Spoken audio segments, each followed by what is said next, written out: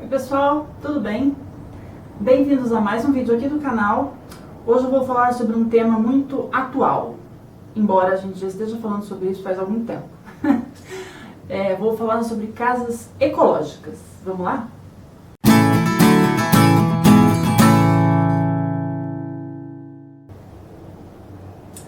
Eu estava assistindo TV esses dias e eu vi que uma empresa, eu não vou lembrar o nome da empresa, mas fez uma propaganda grande, assim, no horário nobre e tal, falando que vai neutralizar as emissões de carbono até 2050. E aí falou sobre algumas estratégias que essa empresa ia adotar para fazer isso.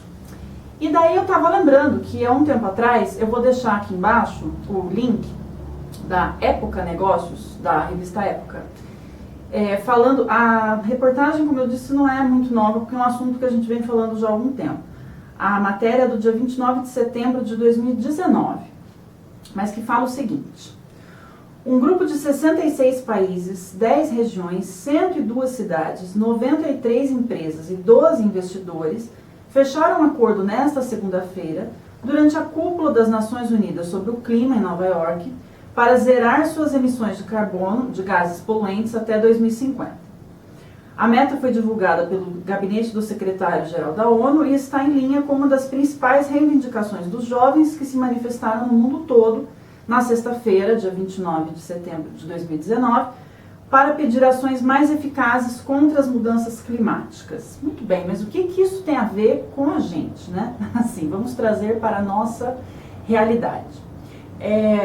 No ano de 2020, com a pandemia, né, com tudo isso, a gente percebeu que, embora existam muitas coisas que dependam, mas não que dependam, que se aceleram com ações governamentais e ações grandes, né, de empresas grandes e de países grandes e importantes e tudo mais, a gente percebeu nesse ano que a atitude de cada um, no fundo, é o que importa. Então, esse é o link, entendeu? Então, por exemplo, a Alemanha, por exemplo, é um dos países da União Europeia. Na verdade, a União Europeia como um todo está tentando convencer todos os países membros a zerar suas emissões de carbono até 2050.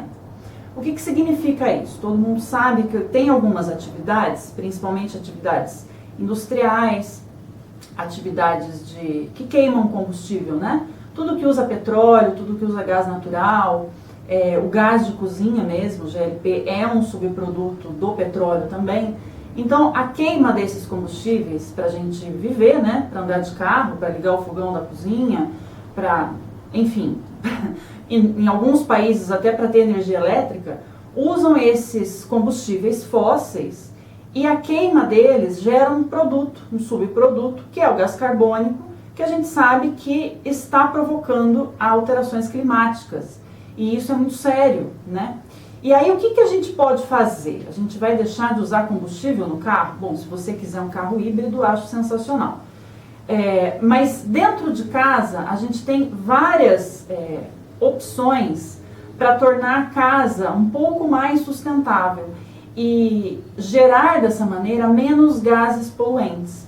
Então eu vou listar aqui para vocês algumas estratégias que podem ser adotadas nas casas, nas nossas casas, e não significa, pessoal, que a gente vai viver no que planta, numa cabana no meio do nada, sabe? Não é isso. São estratégias altamente tecnológicas, muito modernas, e que estão ficando, graças a Deus, cada vez mais acessíveis, que fazem sim diferença.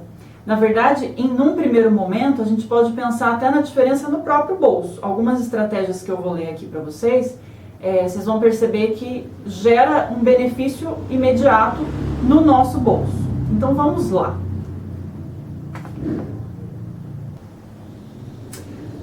Deixa eu falar para vocês. Eu vou listar, tá? Mas eu não vou entrar no mérito de explicar cada uma dessas estratégias, porque senão o vídeo vai ficar com 2h30 e não é esse o objetivo, tá? Eu vou listar, falar mais ou menos sobre cada uma delas, mas tem algumas aqui que inclusive eu já expliquei em outros vídeos, vou deixar linkado aqui quando for o caso, tá? Então, algumas estratégias que eu me lembrei de listar aqui. Telhado verde. O que seria o telhado verde? seria você aproveitar a área da cobertura de casa para plantar. Significa que eu vou plantar árvores e palmeiras e coisas assim? Não, não necessariamente.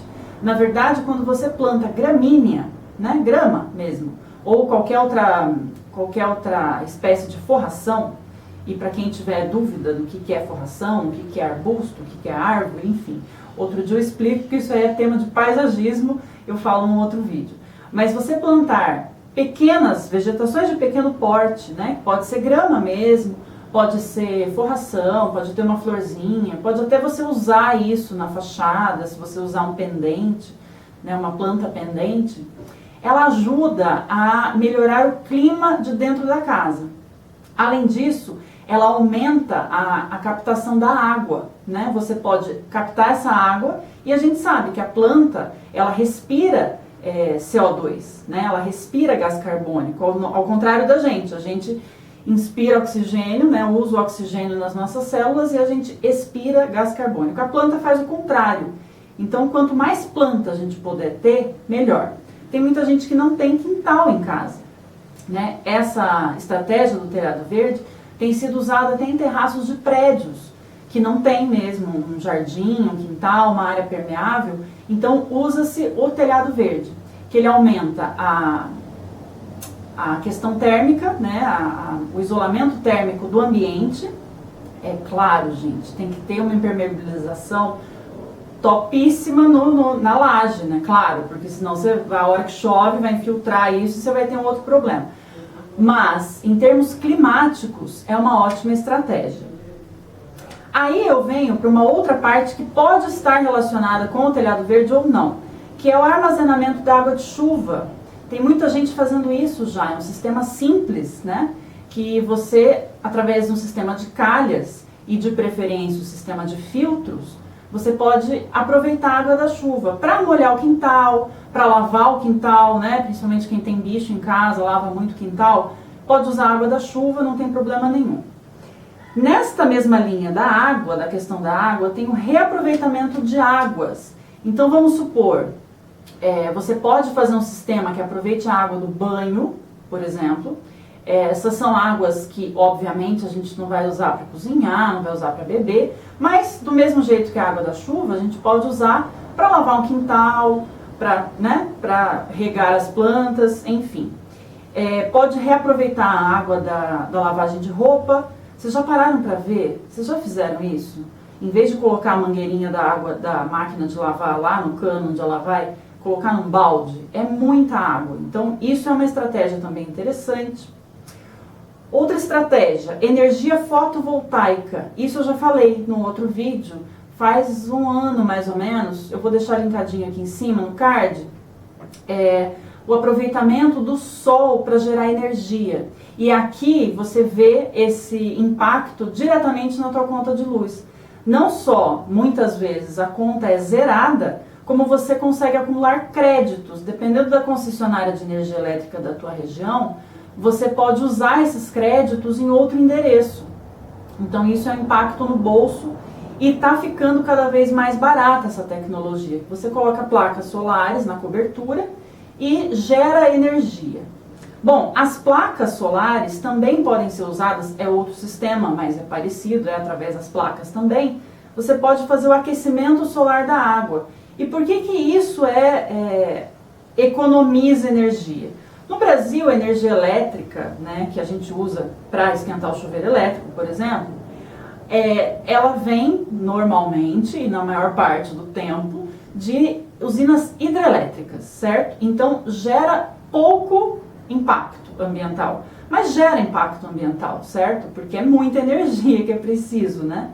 Então, quando a gente usa o sol para aquecer a água do chuveiro, ou da pia, ou enfim, onde quiser usar água quente, a gente já economiza estar usando essa energia solar. Eu não sei se vocês já repararam, em época de seca, o Brasil ele ativa as termoelétricas. E as termoelétricas, elas usam combustível fóssil, né? Elas usam queima de combustível para gerar energia. Então, com o aquecimento solar da água, você já usa menos dessa energia. E por último, mas não menos importante, a compostagem caseira. A compostagem, ela não tem aqui, nesse contexto, uma relação tão direta com o clima. Tá? Ela não tem a ver com a emissão de gases tóxicos, mas ela tem a ver com outro problema muito sério nas grandes cidades, que é o lixo, né? O que a gente faz com o nosso lixo. E fazendo a compostagem caseira, além de, obviamente, separar o lixo, que é reciclável, que não é reciclável, a gente pode, através de uma coisa muito simples, transformar já em casa esse lixo, esse resíduo, né, de alimento, né, basicamente. Casca de fruta, resto de fruta, sabe, fruta que apodrece, que você não dá conta de comer, um alface que você comprou demais, jurando que ia começar a dieta e não começou. Pois bem, você faz essa compostagem caseira e usa no seu próprio jardim. Ou não, ou dá para alguém, ou vende, né? Aí é livre. Mas a compostagem caseira, ela está um pouquinho deslocada dessa coisa do CO2, mas entra também, né? Não deixa de ser um impacto ambiental que a gente deixa de mandar para o ambiente ou deixa de responsabilizar os governos. Gente, eu vou organizar isso aqui, vou tentar fazer depois uma série de vídeos mais detalhadas sobre cada uma dessas coisas. Como fazer uma compostagem caseira, como pensar num sistema de reaproveitamento de água dessas que a gente usa em casa e também de água de chuva, porque eles podem estar interligados, esses dois sistemas, tá? Sobre a energia fotovoltaica e o aquecimento solar da água, eu já falei nesse vídeo que eu deixei linkado aqui, e também pretendo fazer um vídeo sobre telhado verde. Se você lembrar de alguma outra estratégia para ecocasas, que eu não falei aqui, porque tem uma infinidade, tá? Tem o material, tem o sistema construtivo, tem um monte de coisas que a gente pode fazer que diminuem o impacto ambiental da construção, que a gente sabe que a construção civil é uma atividade que gera muito impacto, né? Gera muito impacto, gera muita poluição. Então vamos tentar reduzir um pouquinho a nossa pegada de CO2 por aí e tentar adotar, pelo menos que seja uma ou duas estratégias dessas, já é melhor do que nada, não é verdade? E aí a gente vai estar alinhado com essa tendência mundial aí da gente tentar fazer alguma coisa para ajudar o nosso planetinha a aguentar melhor. Gente, o vídeo de hoje foi esse, eu espero que vocês tenham gostado. Na semana que vem eu volto com mais uma pílula de arquitetura. Não esquece de curtir esse vídeo e se inscrever no canal. Semana que vem eu volto. Tchau!